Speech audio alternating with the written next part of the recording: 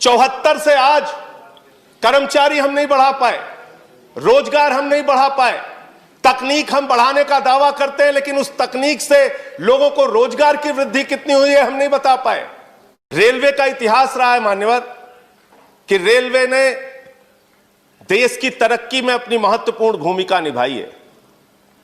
Railway ने देश के विकास में अपनी महत्वपूर्ण भूमिका निभाई है, लेकिन उस रेलवे के साथ आज सरकार क्या कर रही है, इसके बारे में हमें गंभीरतापूर्वक विचार करना पड़ेगा। माननीय मंत्री जी यहां पर बैठे हैं।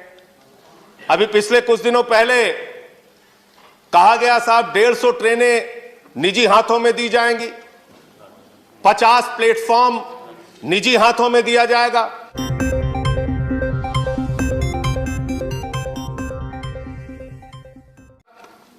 मुझे याद है मान्यवर, एनडीए के संयोजक रह चुके हैं जाट साहब, आज इस दुनिया में नहीं है।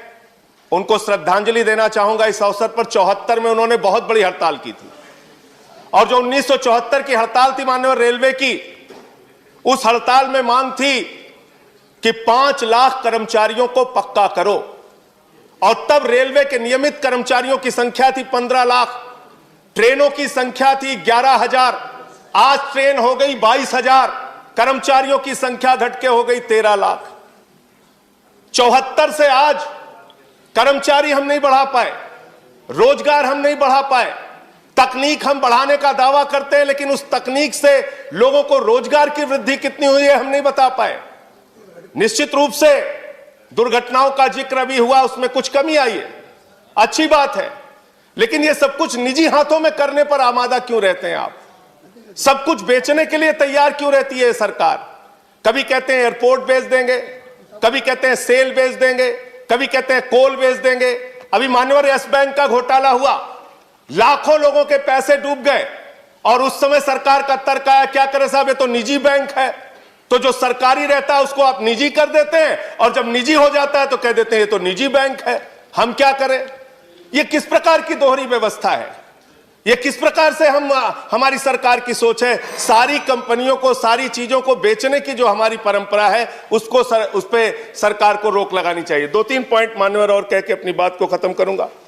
आउटसोर्सिंग एक शब्द है, हर चीज को आउटसोर्सिंग करना है। आउटसोर्सिंग कितना बड़ा घोटाला है और कितना बड़ा एक कर्मचारियों के साथ धोखा है, इसके बारे में भी सरकार को विचार करना चाहिए। ठेके पे आप सब कुछ दे देते हैं, सफाई से लेके सब कुछ आप ठेके पे दे देते हैं, और जो कर्मचारी काम करते हैं उन कर्मचारियों से ज्यादा तनख्वाह पे दस्तखत करा के कम तनख्वाह दी जाती है। मांग हुई तो आपने बैंक के खाते खुलवा दिए, जो ठेकेदार है उसने एटीएम लोगों के लेके रख लिए, वो पैसा खुद निकाल लेता है तनख्वाह आने के बाद। तो मेरा ये कहना है, ये एक आउटसोर्सिंग का जो नाम देके सारी चीजों को आप बाहरी व्यवस्था को निजी हाथों में देने का काम करते हैं, वो कर्मचारियों के साथ, ठेका मजदूरों के साथ एक बहुत बड़ा शोषण है। कृपया करके वीडियो में एक लाइक कीजिए और वीडियो को शेयर कीजिए, जिससे आपकी बात आगे तक पहुंच सके और बेरोजगारों को फायदा मिल सके। धन्यवाद मित्रों।